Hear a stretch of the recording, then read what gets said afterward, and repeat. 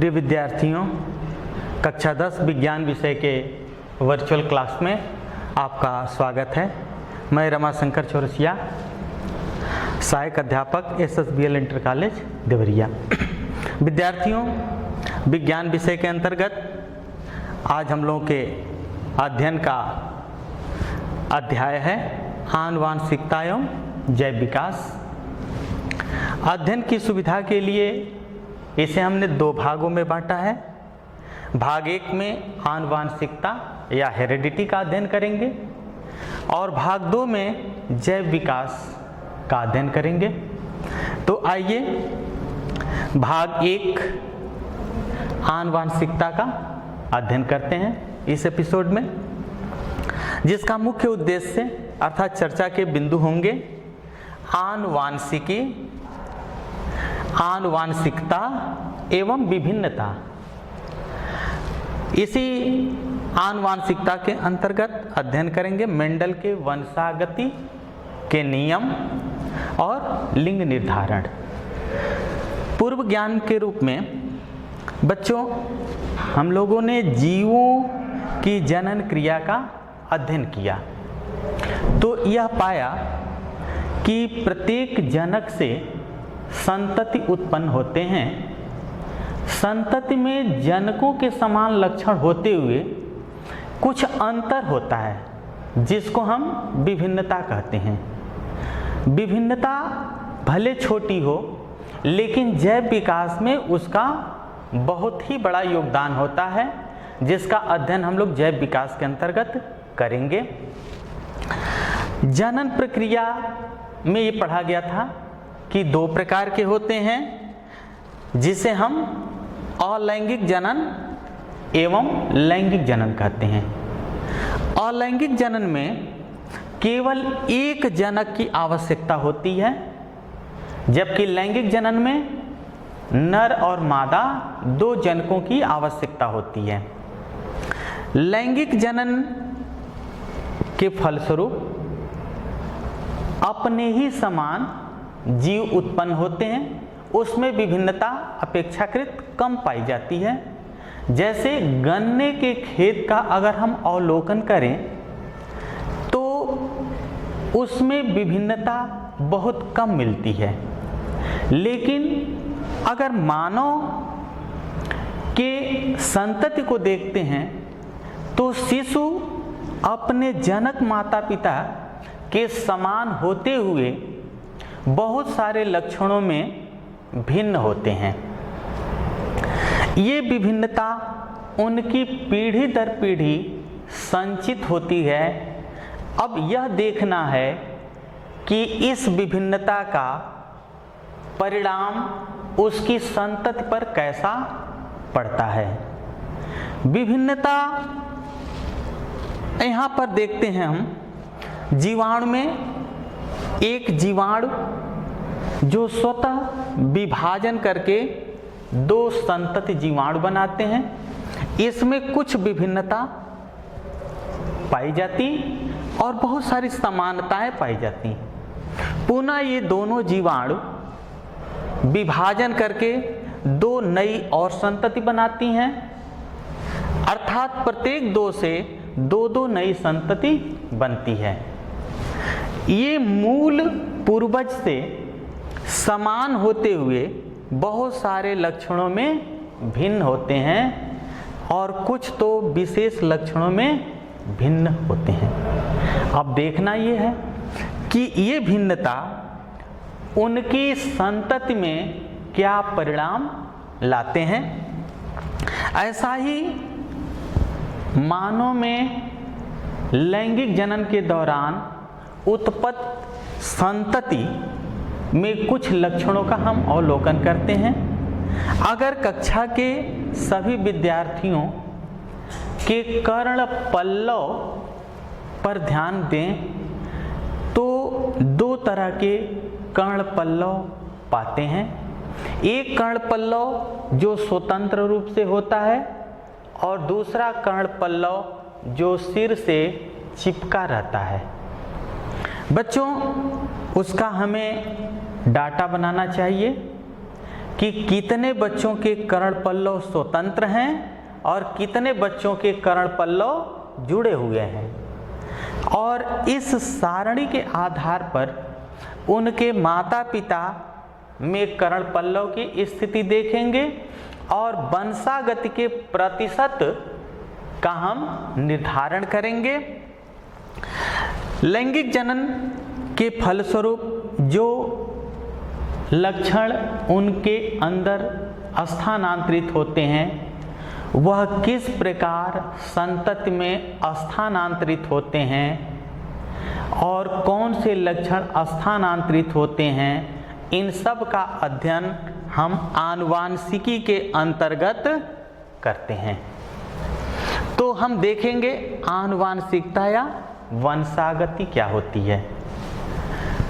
वह प्रक्रिया जिसमें माता पिता के लक्षण संतानों में स्थानांतरित होते हैं उसे हम आनुवांशिकता या वंशागति कहते हैं, और जो लक्षण माता पिता से संतान में स्थानांतरित होते हैं उस लक्षण को आनुवांशिक लक्षण या हेरेडिटरी ट्रेट्स कहते हैं। कुछ लक्षण ऐसे होते हैं जो संतति अपने प्रयास से अर्जित करती है, उसे हम उपार्जित लक्षण कहते हैं। भले ही यह डीएनए में परिवर्तन न हो, अर्थात उनकी संतति में वंशागत नहीं होती, लेकिन यह संतति अपने प्रयास से अर्जित करती है, इसे हम उपार्जित लक्षण कहते हैं।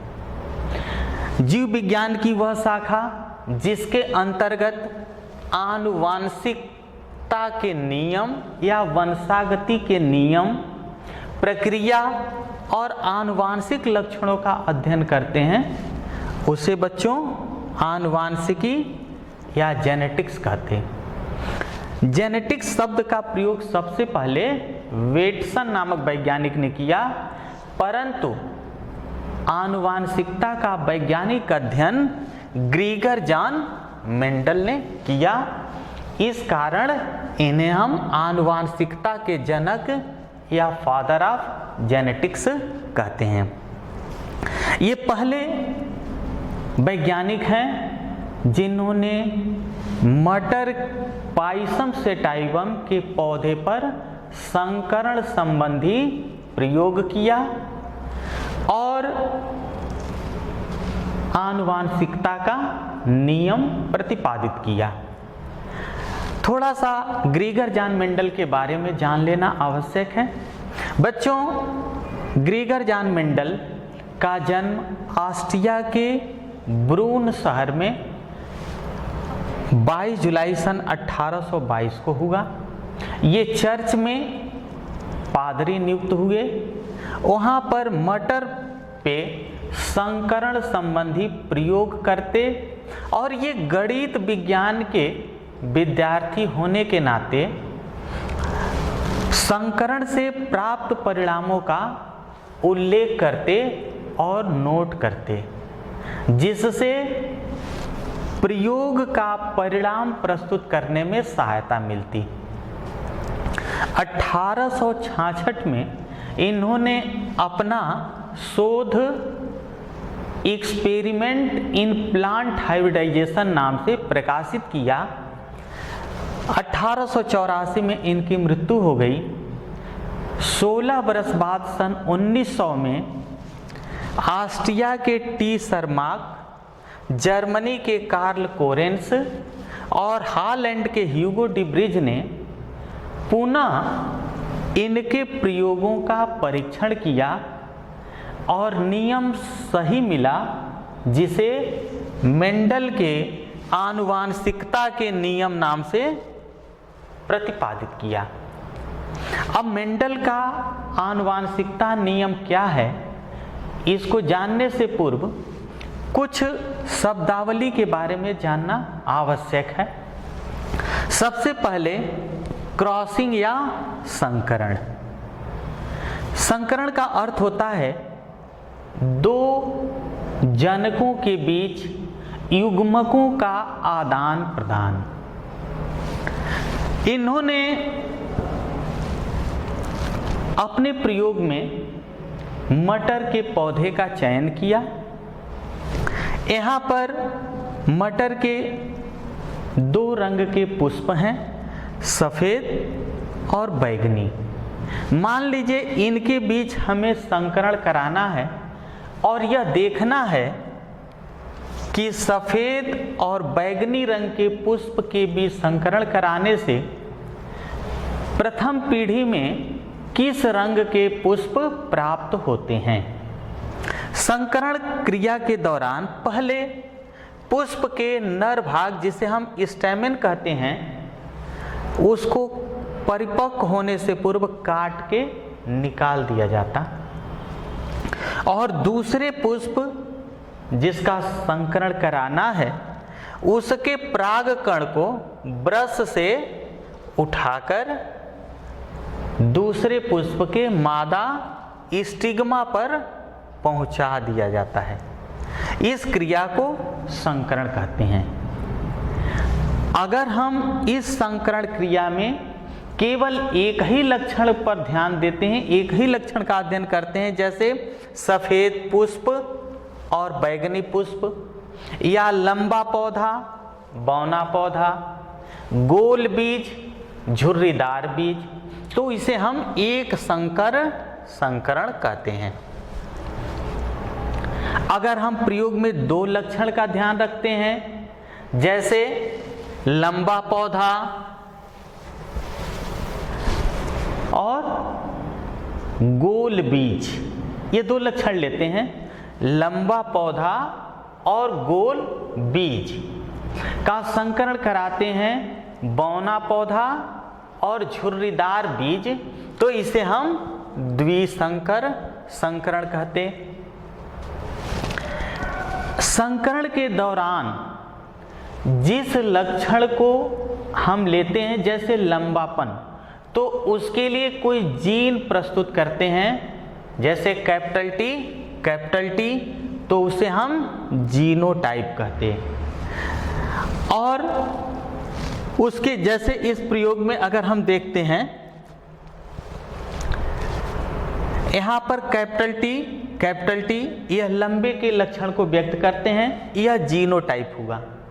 यह स्मॉल टी जो बौने पौधे के लक्षण को व्यक्त करते हैं, यह जीनोटाइप हुआ। और इनके जो लक्षण प्रस्तुत होते हैं उसको हम फिनोटाइप कहते हैं, यानी मार्फोलॉजिकल अपीयरेंस, अर्थात जो लक्षण प्रकट होते हैं उसे हम फिनोटाइप कहते हैं। अब संकरण के दौरान प्रथम पीढ़ी में जो गुण दिखाई पड़ता है उसे हम प्रभावी गुण, और जो दिखाई नहीं पड़ता है उसे हम अप्रभावी गुण कहते हैं या रिसेसिव कैरेक्टर कहते हैं। बच्चों, मेंडल ने जिन 7 लक्षणों को अपने प्रयोग के दौरान लिया था उनका भी अवलोकन कर लेना आवश्यक है। तो पहला लक्षण उन्होंने लिया था पौधे की लंबाई का, यानी लंबा और बौने का, ये विपरीत लक्षण थे। बीज का आकार गोलाकार, बीज का आकार झुर्रीदार, ये विपरीत लक्षण। बीज का रंग पीला, बीज कवच का रंग हरा, पुष्प का रंग लाल, पुष्प का रंग सफेद, फली फूली हुई, फली सिकुड़ी हुई, हरी फली, पीली फली, या पुष्प कक्षस्थ या पुष्प अग्रस्थ। इस प्रकार इन्होंने 7 विपरीत लक्षणों को लेकर के अपना आनुवांशिकता संबंधी प्रयोग किया और आनुवांशिकता का नियम प्रतिपादित किया। इन्होंने 3 नियम दिए थे। पहला नियम प्रभाविता का नियम, पहला प्रभाविता, जिसे लॉ ऑफ डोमिनेंस कहते हैं। इसके अनुसार परस्पर विपरीत लक्षण वाले पौधों के बीच संकरण कराया जाता है तो प्रथम पीढ़ी के संतानों में जो लक्षण प्रदर्शित होते हैं उसे हम प्रभावी, और जो लक्षण नहीं दिखाई पड़ते उसे अप्रभावी कहते। जैसे यहाँ पर शुद्ध लंबे और शुद्ध बौने पौधों के बीच संकरण कराने से प्रथम पीढ़ी के सभी पौधे लंबे प्राप्त होते हैं, यानी लंबेपन का गुण प्रभावी है और बौनेपन का गुण अप्रभावी है। यहाँ पर इसके लिए जीन प्रस्तुत किया गया है। ये पेरेंट हैं, इसमें युग्मक जनन क्रिया होती है और आधे आधे जीन का बंटवारा होता है, इसे हम युग्मक कहते हैं। ये क्या है? युग्मक है। इस लंबे पौधे का युग्मक बौने पौधे के युग्मक के बीच संकरण करते मिलते हैं और एक संकर लंबा पौधा प्राप्त होता है, यानी इसमें लंबेपन का गुण प्रदर्शित है, बौनेपन का गुण प्रदर्शित नहीं है, अतः इसे हम प्रभाविता का नियम कहते हैं। बच्चों, दूसरा नियम मेंडल का है जिसे हम स्वतंत्र अपविहुवन, ये पृथक्करण या युग्मकों की शुद्धता का नियम कहते हैं। मेंडल का दूसरा नियम पृथक्करण या युग्मकों की शुद्धता का नियम।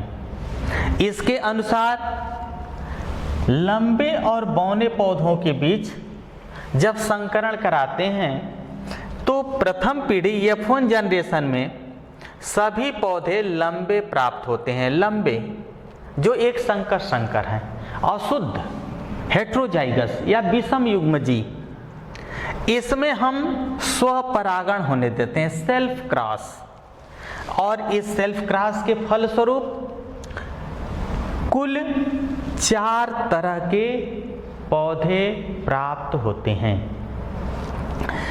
जिसमें 3 लंबे, 1, 2 और 3, ये 3 लंबे पौधे होते हैं, 3 का अनुपात, और 1 बौना होता है। बच्चों, यहाँ पर हम स्वक्रॉस कराए, यानी लंबे और लंबे पौधों के बीच संकरण, लंबे और लंबे पौधों के बीच संकरण कराया गया। यहाँ पर बौने का लक्षण नहीं प्रदर्शित हो रहा है, लेकिन इनसे जो संतति उत्पन्न हो रही है उसमें लंबेपन के साथ साथ बौनेपन के लक्षण भी दिखाई पड़ते हैं। अर्थात इस लंबे जीन से बौने जीन पृथक हो गए, इसी कारण इसको हम पृथक्करण का नियम कहते हैं। और यह समयुग्मजी है, इसमें एक ही तरह के जीन स्मॉल टी हैं, इस कारण इसको हम शुद्धता का नियम भी कहते हैं, यानी लॉ ऑफ प्योरिटी। इस प्रकार यहाँ पर जो जीनोटिपिक रेशियो मिलता है वह 1 संबंधे 2 संबंधे 1, यह जीनोटिपिक रेशियो है। लेकिन फिनोटिपिक रेशियो 3 संबंधे 1 प्राप्त होता है, यह मेंडल का दूसरा नियम। अब मेंडल के हम तीसरे नियम की चर्चा करते हैं, जिसे हम स्वतंत्र अपविहुवन या लॉ ऑफ इंडिपेंडेंट असॉर्टमेंट के नाम से जानते हैं। इसमें हम देखते हैं कि द्विसंकर संकरण, यानी 2 लक्षणों को लेकर के संकरण कराया जाता है, तो बिना एक दूसरे के प्रभावित किए स्वतंत्र रूप से संतानों में स्थानांतरित होते हैं। जैसे गोल बीज लंबे पौधे का संकरण झुर्रीदार बीज और बौने पौधों के साथ कराने पर, या यहाँ पर गोल बीज और पीला बीज कवच का संकरण झुर्रीदार बीज और हरे बीज कवच के साथ कराया जाता है।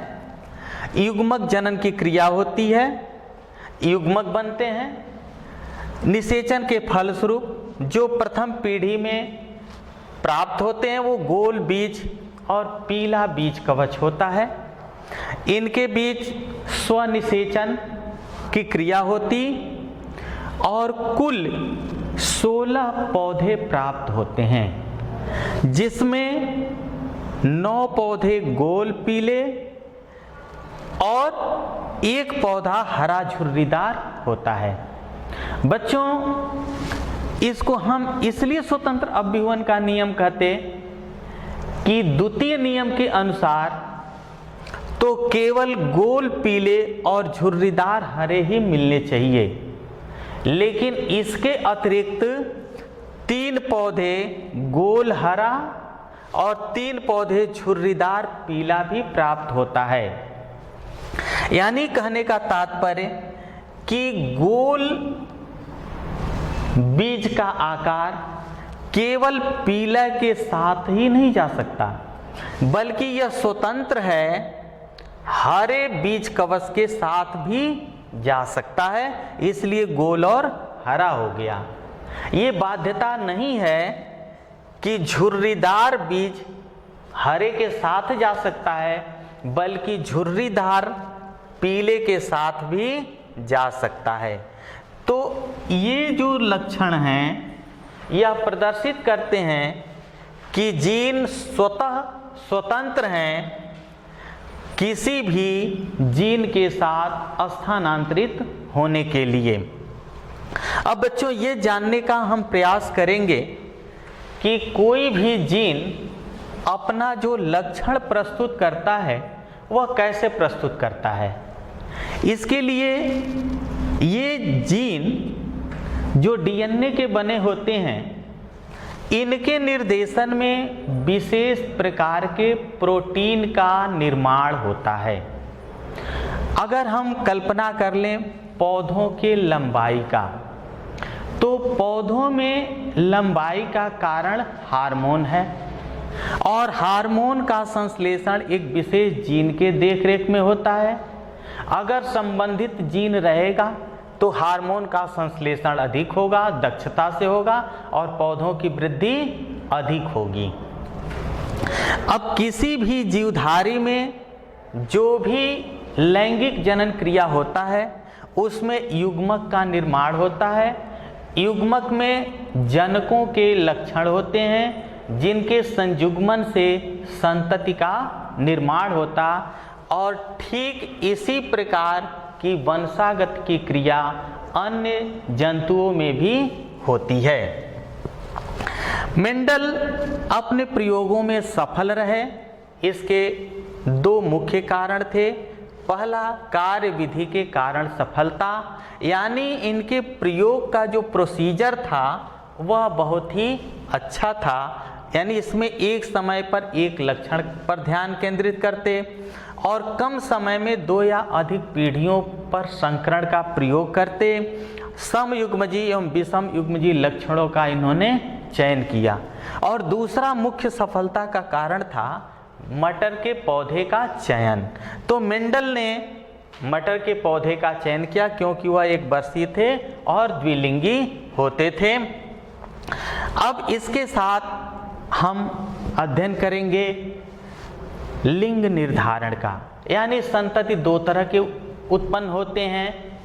एक जो उत्पन्न करने के लिए केवल एक ही जनक की आवश्यकता होती है, उसमें कोई नर मादा नहीं होती, परंतु कुछ ऐसी संतति होती हैं जिसमें नर और मादा अलग अलग होते हैं।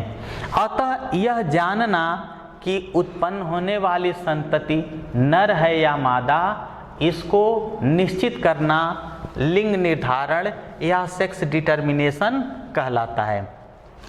बच्चों, लिंग निर्धारण के लिए 2 कारक जिम्मेदार हो सकते हैं, एक आनुवांशिक कारक और दूसरा गैर आनुवांशिक कारक। जैसे यहाँ पर अगर हम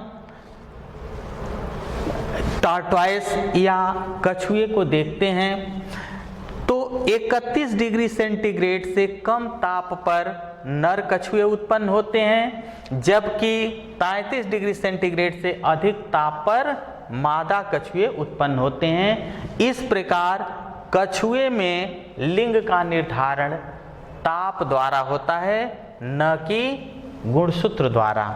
इसी प्रकार संघ मोलस्का में घोंघा है जिसमें नर और मादा की संख्या ताप के आधार पर निर्धारित होती है, परंतु मनुष्य में नर और मादा का निर्धारण उनमें पाए जाने वाले लिंग गुणसूत्र के आधार पर होता है। मनुष्य में 46 गुणसूत्र पाए जाते हैं, जिसमें 44 ऑटोसोम और 1 जोड़ी XY। मादा में 44 धन XX गुणसूत्र पाए जाते हैं।